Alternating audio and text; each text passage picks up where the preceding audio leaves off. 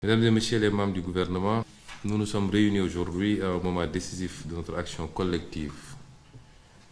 Et après 15 mois d'exercice, il est temps d'engager une nouvelle étape, une étape marquée par une exécution plus rapide, une meilleure coordination et un suivi rigoureux de nos priorités nationales.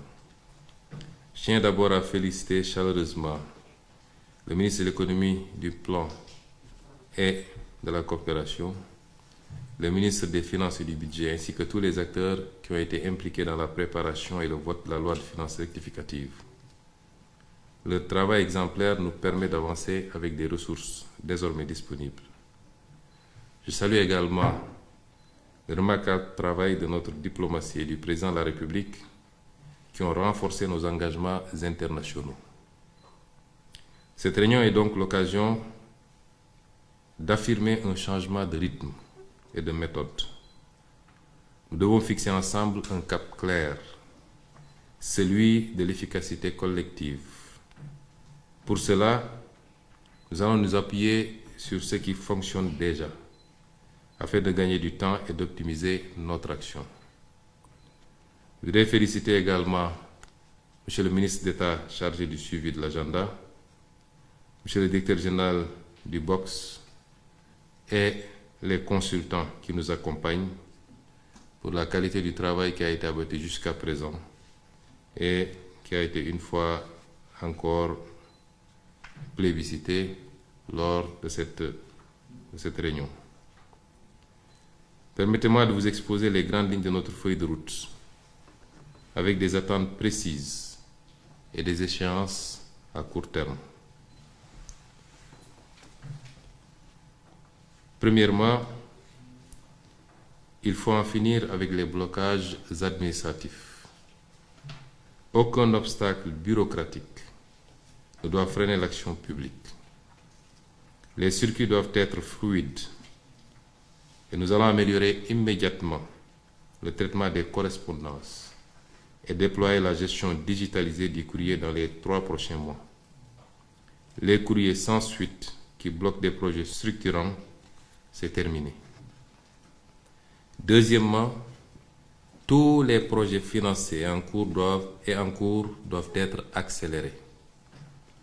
La primature, en lien avec le BOX, assurera un suivi rapproché pour garantir leur exécution effective. Troisièmement, les projets mûrs et inscrits dans la loi de finances rectificative doivent être lancés rapidement. Les démarches nécessaires doivent être engagées dans un délai maximal de 30 jours avec un suivi assuré par la primature. Quatrièmement, pour les projets en attente, une task force sera mise en place sous l'autorité de la primature.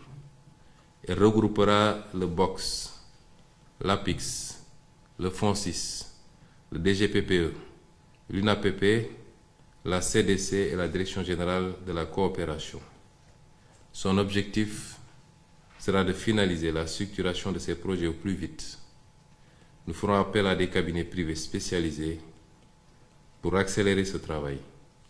Et la DGPPE pilotera cette maturation selon un calendrier accéléré avec un suivi régulier. Le ministre d'État auprès du président de la République assurera l'évaluation périodique de ces actions et rendra compte directement à son Excellence, Monsieur le Président de la République. Cinquièmement, la gouvernance des projets interministériels doit être renforcée. Les projets multisectoriels comme celui du numérique nécessitent une gouvernance claire et partagée. En attendant un modèle stable, la primature abritera les projets impliquant plusieurs acteurs. Sixièmement, chaque ministère devra assurer un suivi rigoureux des engagements internationaux et présidentiels. Des rapports trimestriels sur l'état d'avancement de ces engagements vous seront exigés. Septièmement, chaque ministère devra actualiser sa feuille de route avant la fin du mois de juillet. Ces feuilles de route devront être en cohérence avec les chantiers nationaux en cours. J'attends également des ministères concernés, tels que le ministère des Transports, de l'Industrie, de la Justice, de l'Intérieur, un plan détaillé de mise en œuvre des conclusions des États généraux et autres initiatives. Ce plan précisera les actions, les échéances, les acteurs impliqués, la hiérarchisation des priorités ainsi que les contraintes et mesures d'atténuation. Je souhaite recevoir ces plans consolidés au plus tard le 15 août. La primature vous fournira un canevas à suivre avec le secrétaire général du gouvernement. Ces projets feront l'objet d'un suivi particulier pour accélérer leur mise en œuvre. Je tiens aussi à souligner l'importance de la préparation des Jeux olympiques de la jeunesse 2026. Leur organisation doit être rigoureuse et anticipée, car ils représentent un enjeu majeur pour notre pays. Enfin, 8e point, la mobilisation pour le plan de redressement doit être totale.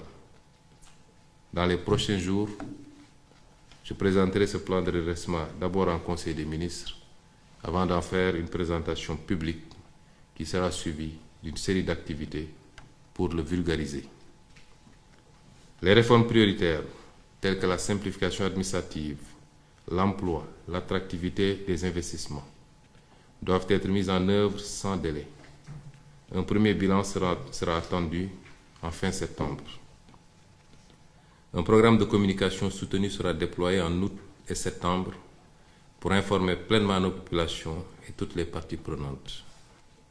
Pour conclure, je vais être clair. Nous entrons dans une phase où chaque blocage aura un responsable identifié. Chaque projet un échéancier précis et chaque ministre une feuille de route claire, suivie et évaluée.